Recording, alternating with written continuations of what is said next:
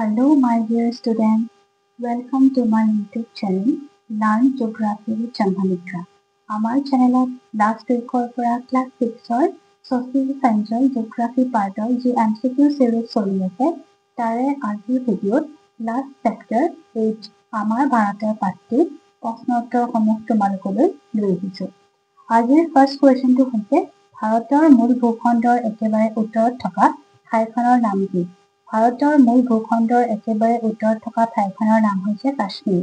বৰ্তমান ভাৰতৰ জনসংখ্যা কিমান? বৰ্তমান ভাৰতৰ জনসংখ্যা হৈছে 135 কোটি। জনসংখ্যাৰ ফালৰ পৰা পৃথিৱীৰ ভিতৰত ভাৰতৰ স্থান কিমান? জনসংখ্যাৰ ফালৰ পৰা পৃথিৱীৰ ভিতৰত ভাৰতৰ স্থান দ্বিতীয়। ভাৰতৰ চাৰিসীমাত থকা প্ৰতিবেশী ৰাষ্ট্ৰকেইখনৰ নাম লিখা।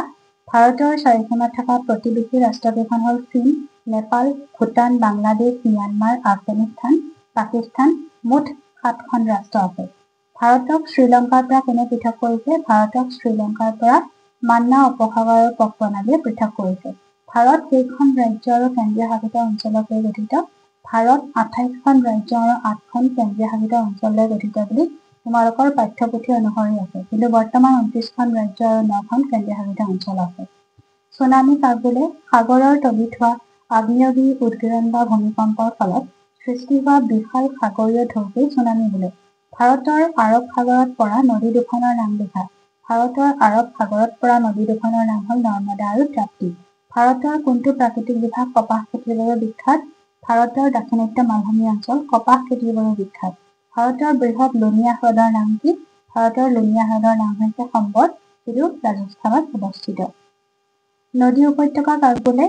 কোনো এখন নদী আৰু ইয়াৰ উপনৈসমূহে সৃষ্টি কৰা সমতল ভূমি হ'ল নদীৰ উপত্যকা, যেনে ব্ৰহ্মপুত্ৰ উপত্যকা ইত্যাদি। পৃথিৱীৰ বৃহত্তম বদ্বীপটোৰ নাম কি? পৃথিৱীৰ বৃহত্তম বদ্বীপটোৰ নাম হৈছে সুন্দৰবন, গংগা আৰু ব্ৰহ্মপুত্ৰ নদীৰ মুখত সৃষ্টি হোৱা বদ্বীপ। মাউণ্ট এভাৰেষ্ট পোনপ্ৰথমবাৰ আৰোহণ কৰা দুজন আৰোহণকাৰীৰ নাম লিখা। এণ্টমান হিলাৰী আৰু টেনজিং নৰৱে হৈছে মাউণ্ট এভাৰেষ্ট আৰোহণ কৰা প্ৰথম আৰোহণকাৰী। যমুনা নৈৰ উৎপত্তি হোৱা হিমবাহটোৰ নাম কি? যমুনা নৈৰ উৎপত্তি হোৱা হিমবাহটোৰ নাম হৈছে যমুনোত্ৰী। বৰ্হি হিমালয়ৰ পশ্চিম অংশক কি বোলা হয়? বৰ্হি হিমালয়ৰ পশ্চিম অংশক শিৱালিক বুলি কোৱা হয়। এইখিনি আছিল আমাৰ ভাৰত পাঠটিৰ কুৱেশ্যন এনচাৰসমূহ। মই ভাবোঁ তোমালোকে সকলো প্ৰশ্ন উত্তৰ সুন্দৰকৈ বুজি পালা আৰু লগতে আশা কৰোঁ এই চিৰিজটোৰ পৰা তোমালোক যথেষ্ট উপকৃত হ'বা। প্ৰিভিয়াছ চেপ্টাৰৰ MCQ চিৰিজৰ ভিডিঅ'সমূহৰ লিংক ডেছক্ৰিপশ্যন বক্সত দিয়া থাকিব।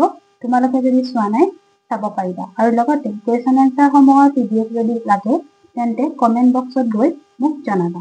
আমাৰ এই MCQ চিৰিজটো চাই যদি ভাল লাগিল তেন্তে চেনেলটো ছাবস্ক্ৰাইব, লাইক এণ্ড শ্বেয়াৰ কৰিবলৈ নাপাহৰিবা। Thank U.